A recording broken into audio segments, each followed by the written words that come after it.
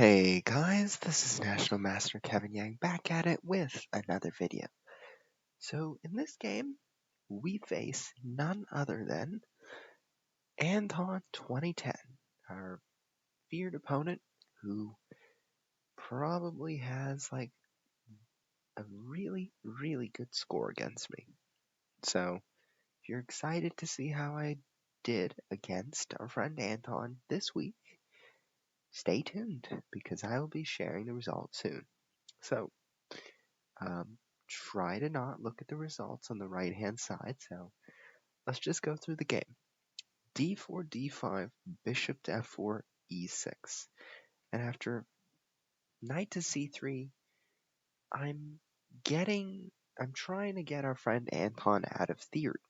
But I'm also saying, do you know this? Because this is the Jobava London setup. Knight on C3, bishop on F4. Nothing spectacular. I'm just bringing the pieces out. After C5, I'm playing E3. Now that I think about it, E4 is also a really good move to play. Because after E4, C takes D4, knight to B5, going for this, knight to A6, I don't know. I could play D takes C5 here as well, but it's hard to say. So instead, I played E3, and I've played this sort of position many times in blitz games. I kind of feel like it's an easy way to develop the pieces. I mean, they might not be placed on their best squares per se, but it helps white get a lead in development. So after A6, just simply preventing knight to B5, I play knight F3, and then I play A3. So why do I play A3? Well, I just want to prepare for that bishop b4, and I'm going to take if black plays bishop to b4. So after knight f6, bishop to e2, and now b5. So nothing spectacular right now. Castles, and now c4. I'm personally not too big of a fan of c4, considering that I'm not intending to play on the queen side at all. I know that this can be a very good plan in terms of pushing on the queen side and trying to get the play. But personally, I would say bring the bishop out or bring the bishop out. I kind of feel like, black is really in no rush to really push one of those pawns down just yet.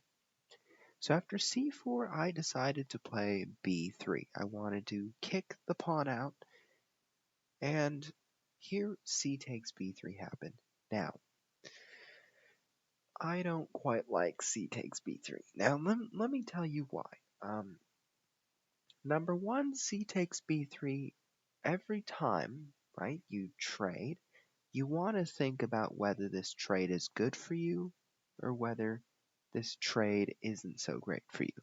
And in this position, it's good for white. Here's the reason why. I take back on b3, and all of a sudden I have this open c file to work with. That's the first point.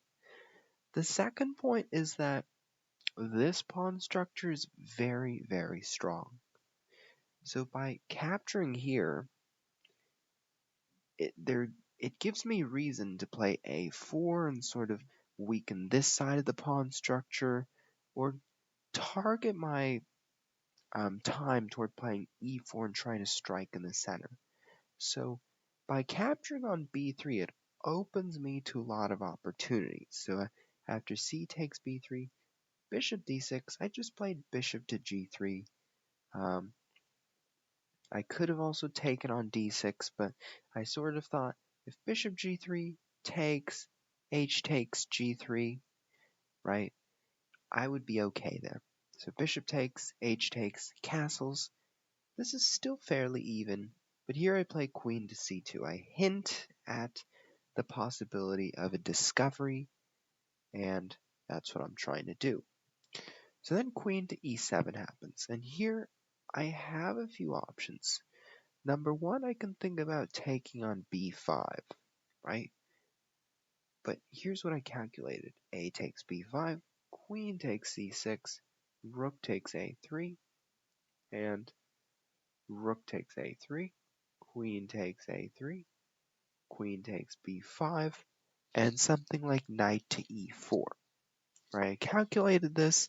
I thought I like my position, but it kind of feels like this pawn may fall apart very soon.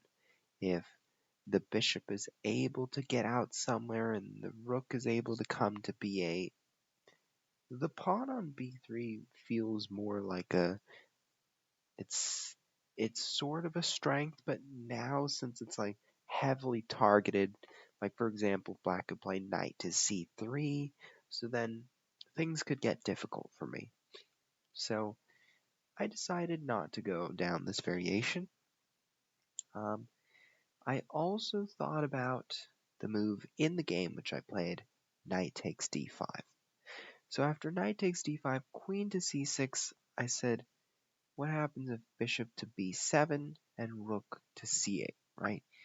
So I said, okay, bishop c7, bishop b7, I could play queen to c5, trading queens, and if queen to f6, the rook's going to come in, so what do I do? Well, I could play queen to c2, rook a to c8, and I play queen to b2.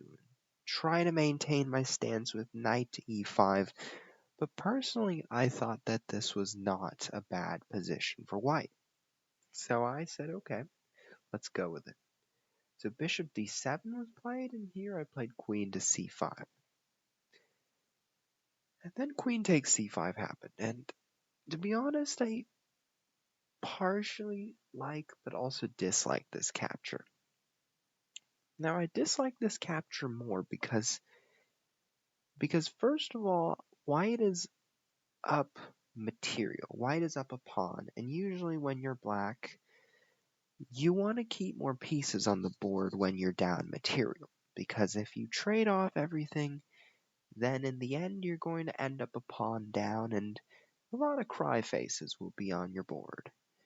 But if you don't trade, and you create chance by getting the rook out here, it kind of feels like, black is still in the game, right? There's like knight c3, there may be some sort of a5, b4.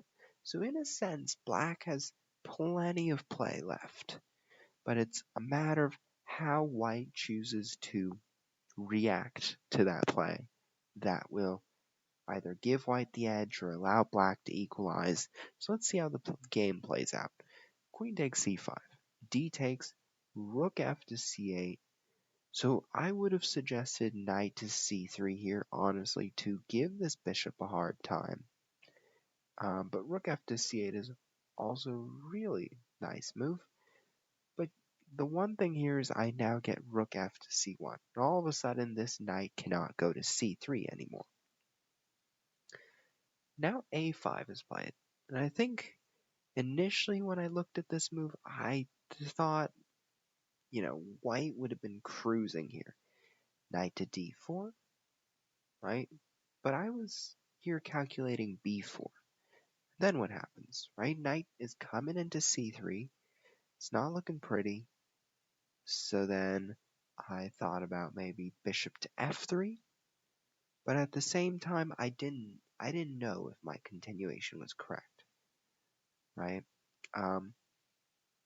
It felt so uncertain here. I wasn't sure because after, let's say, knight or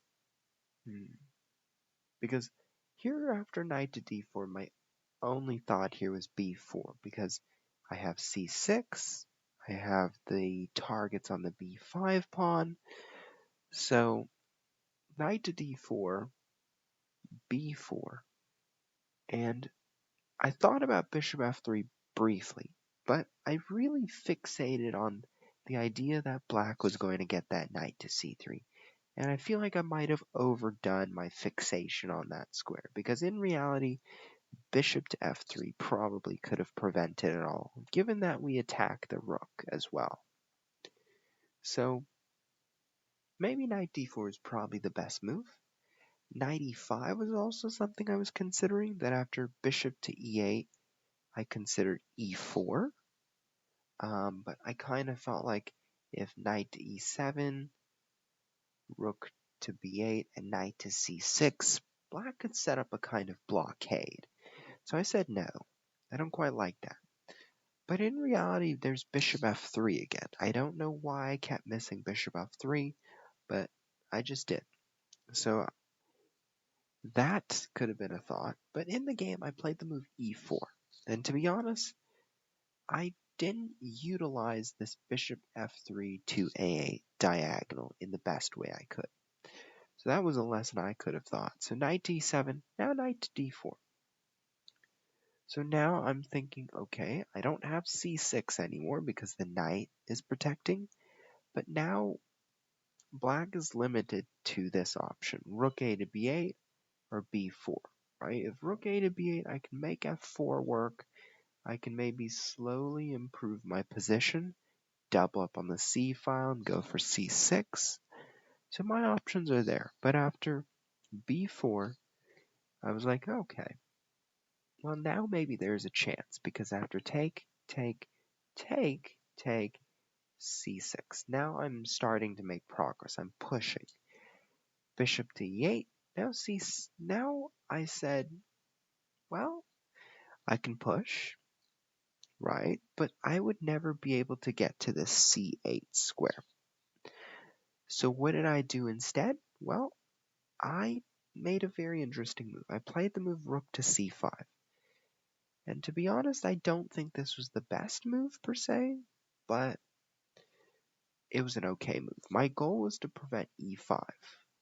Ironically, e5 is still the best move here, because here's what I thought. This, knight takes, rook takes, knight takes, and if rook takes, I can play the move bishop to c4, go for the pawn, and try to consolidate in this way. That's what I thought at the time, but it probably takes much longer to win, so e5 is probably the best move here. It sort of distracts white from being able to advance this pawn, so that's something that I missed. But here rook to c8 was played, and this was a mistake. After c7, I now set up this bishop to a6 move. Very, very sneaky move. e5 was played, a move a bit late, because now there's knight b5. And after bishop to c6, very clever indeed, I played the move bishop to g4. This is just another way of reaching the rook. After f5, bishop takes f5, knight takes f5, and now I have to decide between taking on f5 and taking on c6. And there's a very big difference in these two. After taking on f5, black is going to remove the defender and take the passed pawn. So what do? I take here. And after knight to d4, I don't even bother taking on d4, because I know that this is a very important defender of c7. So I play the double exclam move, rook to d6. If knight takes b5, I play rook to d8. King f7, I still play rook to d8. And if rook takes, knight takes pawn, rook takes rook. So all roads lead to Rome.